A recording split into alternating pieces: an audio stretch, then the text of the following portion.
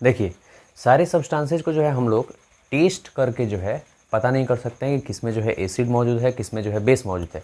इसीलिए जो है क्या किया जाता है, एक जो है पीएच स्केल का जो है खोज हुआ 1909 में सोरेनसेन नाम के जो है ना एक वैज्ञानिक के द्वारा। तो इसमें क्या हुआ देखिए, यहाँ पे ये पीएच स्केल जो है एसिड के और बेस के स्ट्रेंथ को मेजर करता है। कहने का स्ट्रेंथ कहने का मतलब ये है कि एसिड जो है, क्या एसिड जो है कम्प्लीटली आयनाइज होता है, यानी कि अपने हाइड्रोजन आयन को कम्प्लीटली डिसोसिएट कर देता है वाटर में, या बेस जो है कम्प्लीटली डिसोसिएट करता है अपने जो है हाइड्रोक्सिल आयन को वाटर के अंदर। तो इसी को जो है ना स्ट्रेंथ ऑफ एसिड और बेस कहा जाता है। तो इसी स्ट्रेंथ को जो है मेजर करने के लिए पीएच स्केल का जो है खोज किया गया था 1909 में सोरेनसेन के द्वारा। देखिए आप क्या कह रहा है, in 1909 Sorensen devised a scale known as the pH scale on which the strength of acid solutions as well as basic solution could be represented by making use of the hydrogen ion concentrations in it। अब देखिए यहाँ पे क्या कह रहा है, acidic solution और basic solution ये दोनों जो है ना हाइड्रोजन आयन के कंसंट्रेशन को जो है ना अपने अंदर जो है रखते हैं। एसिड सॉल्यूशन में जो है ना मोर हाइड्रोजन आयन का कंसंट्रेशन रहता है और बेसिक सॉल्यूशन में जो है ना लेस हाइड्रोजन आयन का जो है कंसंट्रेशन रहता है। तो ये सोरेनसेन जो है 1909 में जो है ना इसी हाइड्रोजन आयन के कंसंट्रेशन को रिप्रेजेंट करने के लिए, ठीक है, कि एसिडिक सॉल्यूशन में और बेसिक सॉल्यूशन में जो है ना कितने हाइड्रोजन आयन का जो है कंसंट्रेशन मौजूद है, तो वो जो है ना एक स्केल का जो है खोज किए थे जिसको बोला गया था पीएच स्केल। तो यहाँ पे जो है ना ये पीएच में जो पी वर्ड है वो एक जर्मन वर्ड जो है ना पोटेंज से आया हुआ है, ठीक है। इस पोटेंज का मतलब क्या होता है, पावर, ठीक है। और यहाँ पे जो एच वर्ड आपको दिखाई दे रहा है ये जो है ना हाइड्रोजन आयन के कंसंट्रेशन को क्या करता है, दर्शाता है। एच वर्ड जो है ना हाइड्रोजन आयन के लिए मौजूद है। तो यहाँ पे क्या कर रहा है, नेक्स्ट क्या कर रहा है कि linked H+ ion concentration to the simple numbers 0 to 14 on his pH scale. वो क्या किए थे अपने पीएच स्केल पे जो है ना इसी हाइड्रोजन आयन के कंसंट्रेशन को जो है ना सिंपल नंबर्स के फॉर्म में क्या किए थे, डिनोट किए थे। 0 से लेकर के जो है ना 14 तक जो है वो सिंपल नंबर्स में क्या किए थे, उसको जो है डिनोट किए थे। वो कि पीएच ऑफ ए सॉल्यूशन जो होता है वो इन्वर्सली प्रोपोर्शनल होता है कंसंट्रेशन ऑफ हाइड्रोजन आयंस के, ठीक है। क्या कह रहा है देखिए यहाँ पे कि अगर किसी सॉल्यूशन का पीएच जो है ज़्यादा है तो हाइड्रोजन आयन का कंसंट्रेशन क्या होगा, उसमें जो है कम होगा। और अगर किसी सॉल्यूशन का पीएच जो है कम है तो उसमें हाइड्रोजन आयन का सॉल्यूशन जो है हाइड्रोजन आयंस का कंसंट्रेशन जो है क्या होगा, ज़्यादा होगा। तो देखिए यहाँ पे क्या कह रहा है, तो जिसमें हाइड्रोजन आयंस का कंसंट्रेशन ज़्यादा होगा उस सॉल्यूशन का स्ट्रेंथ भी क्या होगा, ज़्यादा होगा, और उसका पीएच क्या होगा, कम होगा। यहाँ पे पीएच में जो है ना पी वर्ड पावर के लिए जो है पावर ऑफ हाइड्रोजन के लिए रिप्रेजेंट कर रहा है, या इसको पूरे कंप्लीटली जो है ना पावर ऑफ हाइड्रोजन बोल सकते हैं। पोटेंज जो है ना जर्मन वर्ड जो है ना पोटेंज से जो है आया हुआ है, इसको यहाँ पे आपको बताया गया। इसके साथ साथ जो है अगर जो है पीएच का वैल्यू जो है मोर होगा तो वहाँ पे लेस हाइड्रोजन आयन का कंसंट्रेशन होगा, और लेस हाइड्रोजन आयन का कंसंट्रेशन अगर होगा तो उसमें जो है ना हाइड्रोक्सिल आयन का कंसंट्रेशन क्या हो जाएगा, बढ़ जाएगा।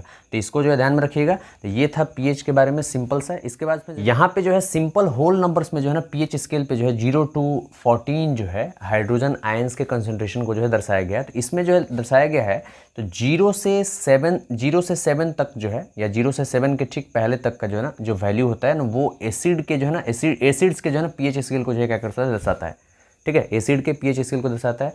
उसके बाद से 7 to 14 जो वैल्यूज़ होता है पीएच स्केल पे वो जो है ना बेसिक प्रॉपर्टीज़ को दर्शाता है, या बेस के जो है ना पीएच स्केल को ऐसे बोल सकते हैं, बेस के जो है ना पीएच को जो है ना ये क्या करता है, दर्शाता है।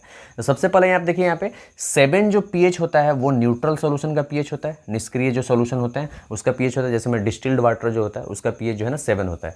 इसके साथ साथ जैसे ही 7 से जो है हम लोग इधर जो है डिक्रीजिंग ऑर्डर की तरफ जो है मूव करते हैं, ठीक है, तो यहाँ पे जो है ना क्या होता है, एसिडिक नेचर जो है वो क्या करता है, बढ़ता है। और जैसे ही 7 से ऊपर की तरफ हम लोग मूव करते हैं, असेंडिंग ऑर्डर में, इंक्रीजिंग ऑर्डर में मूव करते हैं, तो यहाँ पे जो है ना बेसिक नेचर जो है क्या करता है, बढ़ता है। यानी कि ऐसे बोल सकते हैं हाइड्रोक्सिल आयन का कंसंट्रेशन जो है बढ़ता है। उसको आगे हम देखेंगे। इसके साथ साथ जो है 0 से लेकर के 3.5 या 3 तक के बीच का जो है ना जो पीएच जो वैल्यू होता है वो स्ट्रॉन्ग एसिड का जो है पीएच वैल्यू होता है, और 3 से लेकर के 7 से कुछ पहले या 6.5 तक का जो पीएच वैल्यू होता है वो जो है ना वीक एसिड्स को क्या करता है, रिप्रेजेंट करता है।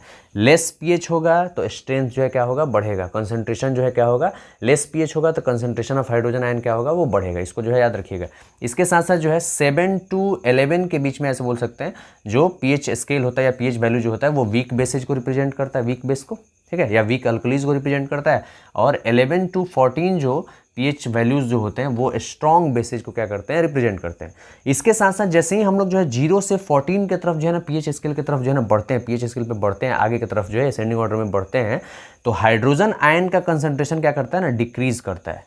ठीक है, इसको याद रखिएगा। हाइड्रोजन आयन का कंसंट्रेशन डिक्रीज करता है तो स्ट्रेंथ भी क्या करेगा, डिक्रीज करेगा, इसको याद रखिएगा। इसके साथ साथ जैसे ही हम लोग जो है ना 14 से 0 की तरफ जो है बढ़ते हैं, देखिए एरो जो है आपको दर्शा दिया गया है, इसको जो है नोट कर लेना है। जैसे ही जो है हाइड्रोजन आयन के कंसंट्रेशन जो है, तो इसमें क्या होता है, जैसे ही हम लोग 14 से 0 की तरफ बढ़ते हैं तो इसमें हाइड्रोजन आयन का कंसंट्रेशन क्या होता है, बढ़ता है।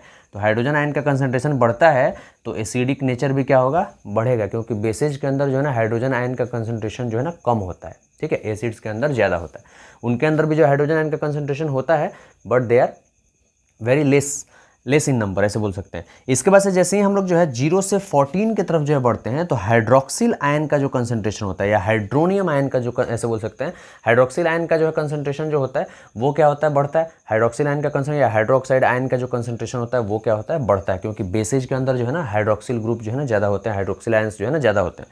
इसके साथ साथ जो है जैसे ही हम लोग 14 से 0 की तरफ जो है बढ़ते हैं तो हाइड्रोक्सिल आयन का कंसंट्रेशन क्या होता है, घटता है। एसिड के अंदर भी जो है हाइड्रोक्सिल आयन होते हैं लेकिन बहुत ही कम मात्रा में होते हैं। H+ आयंस जो होता है ना वो मोर देन OH- आयंस जो है होते हैं, इसलिए इसका कंसंट्रेशन क्या करता है, डिक्रीज करता है 14 से 0 की तरफ जो है जब हम लोग मूव करते हैं। यही जो है ना बेसिक जानकारी है पूरा pH स्केल के बारे में। यहीं पे जो है ना सिंपल होल नंबर्स के फॉर्म में जो है आपको जो है यहाँ पे दर्शाया गया है।